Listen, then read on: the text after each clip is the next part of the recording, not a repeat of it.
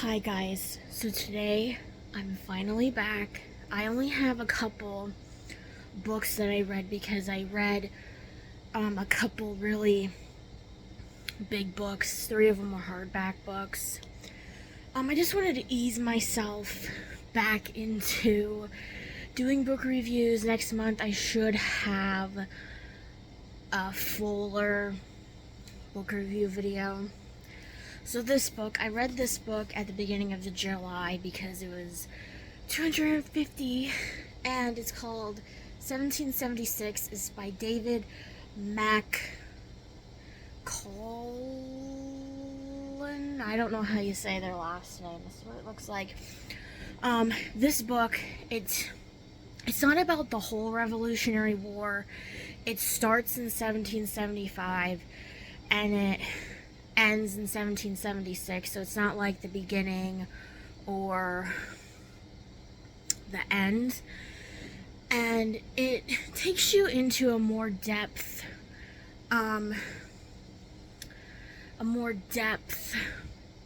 synopsis of what happened. You know, like how George Washington wanted his wife to be there, and when the battles started, her and some of the other wives left because they didn't want to, their husbands didn't want them obviously to get hurt or anything like that, or to get captured, that sort of thing. There was like some stuff in the book that I took a class on the Revolutionary War, the American Revolutionary War, 8 years ago. And there was stuff that I didn't even know that I didn't know from that class, and then there was stuff in this book that I didn't even know. And there are pictures in this book. I think there's 2 sets. It shows you like pictures of the different guys they talk about during the war. There's even people in this book that I didn't even know who they were. This book is All American: The Rise and Fall of Jim Thorpe. Is by Bill Crawford. This is what it looks like. There are pictures in the book, but they're black and white. And Jim Thorpe was a man he was part Native American. He grew up on reservations. He went to Indian, I guess it was kind of like a boarding school, kind of, is what my gist of it is, because he lived there, he took classes there, he would run away from time to time with him and his brother. It's basically his rise to being an Olympian and what happens after that. Now, I didn't know that much about Jim Thorpe in this book, or at all, except there's a city named after him. But I thought it was a pretty interesting book. The one thing that I didn't like about this book was that it got repetitive when he was playing football at the school he was at. They kept talking about, like, well, this week they played this team and they lost or won by this many points, or this was the score. Like, it kept going on and on like that. And I was like, it was getting very repetitive. And my thing was like, they could have shortened the book, maybe like 50 pages or 20 pages, just by getting rid of all those pages where they keep saying, like, this week they went to this college, and this week this is, all they had to do is put, like, all this season from whatever years they played these people, they won against them, and these ones they lost to. But yeah, it was interesting. Like I said, I like reading biographies. And it was just, what happened was just sad, because he just went along with it. He didn't question it. He didn't try to explain himself, you know what I mean? It was to keep everybody else, like, safe, and he got the downfall of what happened through the whole thing.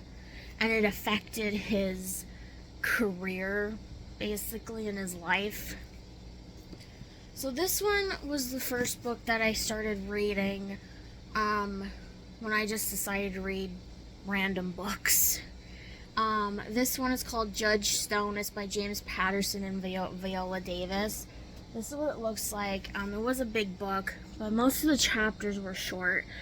Each chapter it went back and forth between different perspectives. Like one chapter might be about the judge, and then the one chapter is about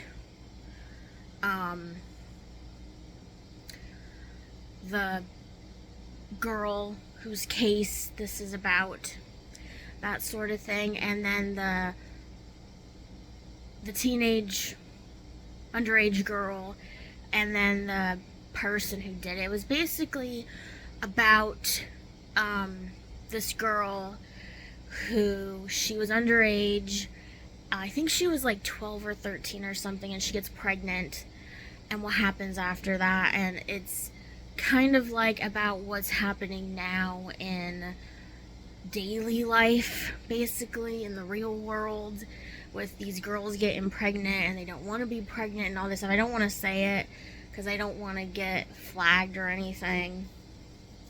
But yeah, it was a good book. The ending was kind of shocking. Not the ending to the court case, but the ending of the book, if that makes any sense. It takes some twists and turns in it.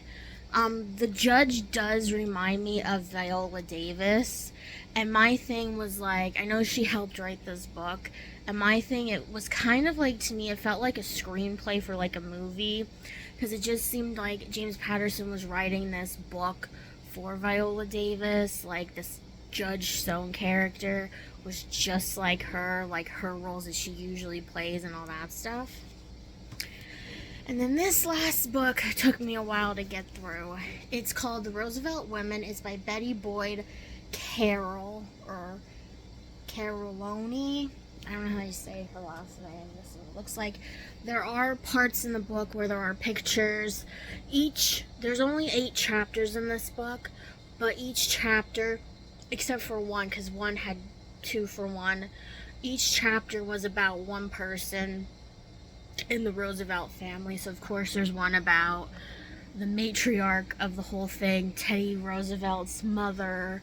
It goes into some of his sisters. It goes into Eleanor Roosevelt, Sarah Delano Roosevelt, the Franklin Roosevelt's mother, and then it ends with, and it goes with Teddy Roosevelt's second wife, and then it goes into, the last chapter is about Alice Roosevelt, Teddy Roosevelt's first daughter that he had to his first wife.